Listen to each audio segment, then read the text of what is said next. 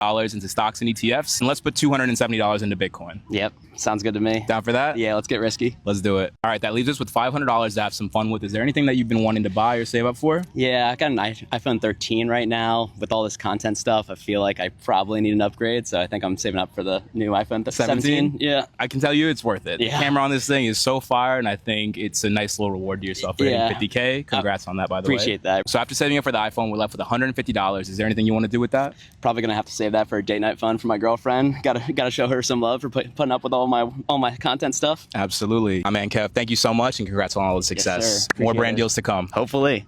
Peace. I am the person that people naturally overshare with because they find comfort in our conversation, so I wanted to share a few tips on how to be a better conversationalist. I used to think my biggest weakness was that I wasn't an expert on anything, but as I got older, I realized my biggest strength was that I have general knowledge on a lot of different subjects, and that is the key to a great conversation, because no matter who's in front of me, whether you want to talk about finances and career, sports and cars, fashion, luxury, travel, astrology, science, whatever you want to talk about, we can talk about it. Next up, I like to turn compliments into conversation. Oh my God, I love your watch. Where'd you get it from? Oh, I actually picked it up in New York last time I was there. New York? I love New York. I'm actually going to Manhattan next month. No way, you're going to Manhattan? I have an amazing restaurant that you should check out. Literally everything they say, repeat it and build onto that conversation. And once you're in the middle of the conversation, you need to actively listen, but also actively participate. And actively listening includes eye contact, body language, and genuine interest. They need to feel that you actually want to be there and listen to them, and never underestimate the power of tell me more. If the person sitting in front of you is actually excited to be talking about whatever they're talking about, literally say the words, tell me more, and they will tell you more. But with that said, don't forget to participate as well, because it cannot just be them pouring into the conversation. It can get very exhausting answering question after question, feeling like an interview. So make sure once they've told their part, you contribute as well. Lastly, just read the room. If the conversation's going great, then great. But if it's fizzling out, the vibes aren't there, just end the conversation. It was so lovely meeting you. It was great catching up, but I gotta run. I'll see you around.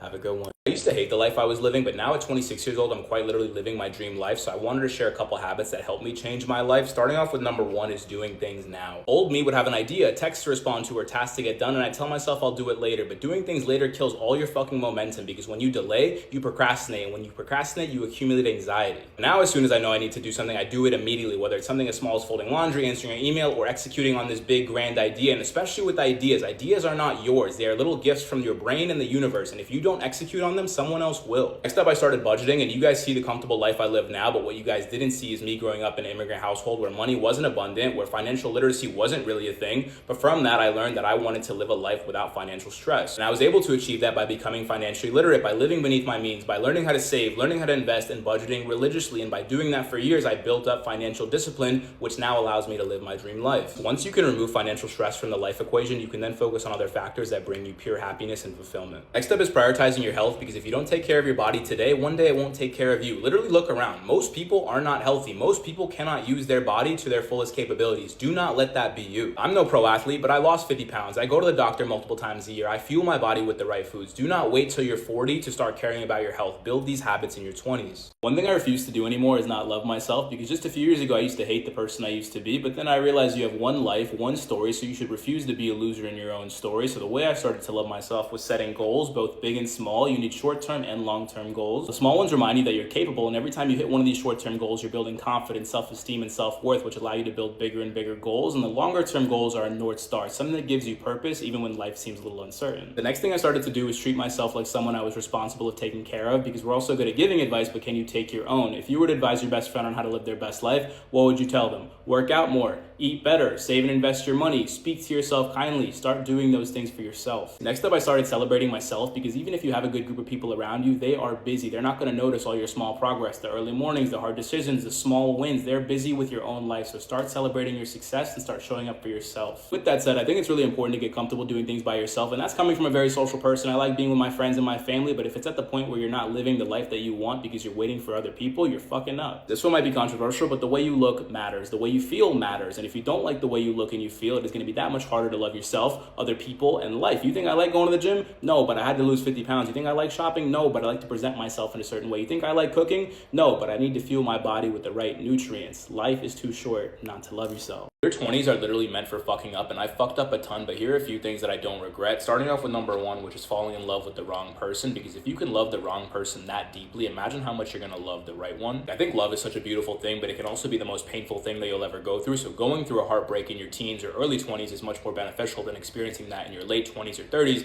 because you now know your self-worth and know your standards for what you're looking for in your partner. Next up, I don't regret living with my parents till I was 21 years old. I moved out for 2 years, and then I moved back in with my parents because one, I got to spend time with them, because one day they won't be here, so I will value and cherish that time forever. But two, it allowed me to set up systems in place that allowed me to be financially free. Now at 26 years old, I live in my dream apartment and I live a very comfortable life because I was able to save and invest so much money when living with my parents. Next up, I don't regret dropping out of college, and I'm not shitting on college as a whole, but I worked my ass off in high school to get a full scholarship, got the scholarship, went to college for 2 years, and very quickly realized I'm wasting my time. This is not for me. I prefer learning through real life experiences and not lectures. If you want to go to college, great. Just be smart about it. Make sure you know what your degree is worth. Make sure you know how AI is changing things. Make sure you don't bury yourself in tens of thousands or hundreds of thousands of dollars in debt just to get a degree that won't pay for itself. Speaking of debt, I don't regret getting into $5,000 worth of credit card debt when I was 18 years old, because that taught me to never be in that position ever again. $5,000 doesn't seem like much, but I didn't come from money, and $5,000 felt like millions of dollars. Literally an elephant sitting on my chest, and that taught me discipline, budgeting, and to never let money control me ever again. And lastly, I don't regret the amount of money that I spent on traveling, because every single dollar I spent on experiences, I got 10 times that value back in relationships, perspective, and just straight up fucking fun.